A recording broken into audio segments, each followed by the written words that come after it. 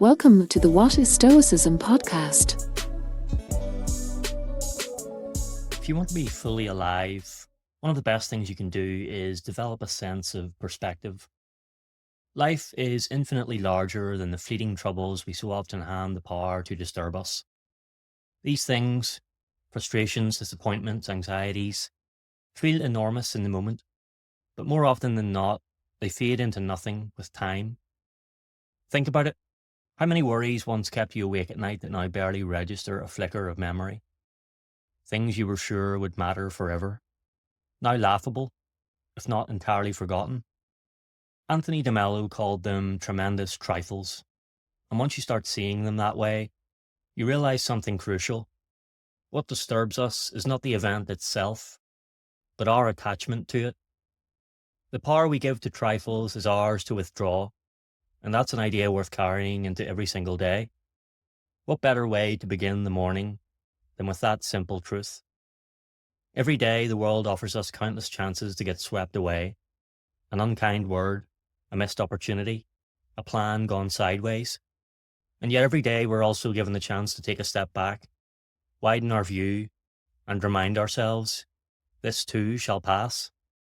Marcus Aurelius, the Stoic Roman emperor, put it in perspective. Everything you see will very soon perish, and those who witness the perishing of these things will very soon perish themselves. So not only are trifles short-lived, so are we. That could sound bleak, but in reality it's freeing, because if our time is short, and it's too precious to waste on things that won't matter, even a month from now, let alone a year, it's an invitation to live deliberately, to choose how we spend our attention, our energy, our care. And this lesson doesn't just live in ancient philosophy, it also comes alive in the simplest of stories. Take the tale of a young girl named Asha, who was feeling weighed down by the pressures of life. She turned to her father for guidance, and instead of advice, he gave her a small task: bring him an egg, a potato, and some tea leaves. He placed 3 pots of water on the stove, brought them to a boil, and dropped one item into each pot. After 10 minutes, he asked Asha to peel the egg, peel the potato, and strain the tea. She looked confused, so her father explained. Each of these items faced the same adversity, boiling water, but look what happened. The egg was soft, but is now hard. The potato was hard, but is now soft. And the tea leaves, they changed the water itself. Then he asked, when life puts you in hot water, who will you be? The egg, the potato, or the tea leaves? It's a simple story, but its wisdom is timeless. When things get tough, we all respond differently. Some of us harden, closing ourselves off in the name of perceived strength. Others soften, becoming discouraged or defeated. And a rare few use the challenge itself as fuel to create something new, something better. That's what the tea leaves do. They don't just endure the adversity, they transform it. This echoes a truth that the Stoic philosopher Epictetus returned to again and again.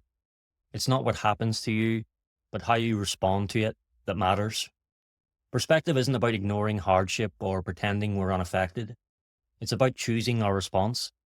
It's about recognizing that most things don't deserve the weight we give them, and that even the things that do can be faced with calm, clarity, and purpose. So what does this look like in practice?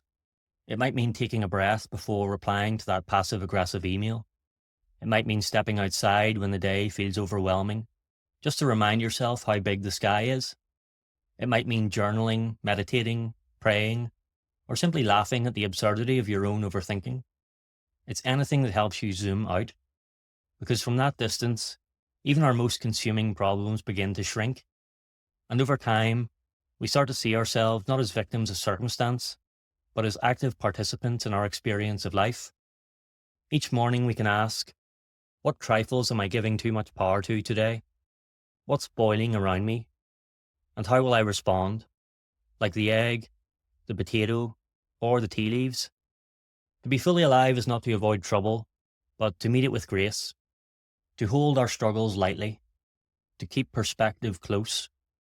After all, life is short, but it's long enough for those who use it well.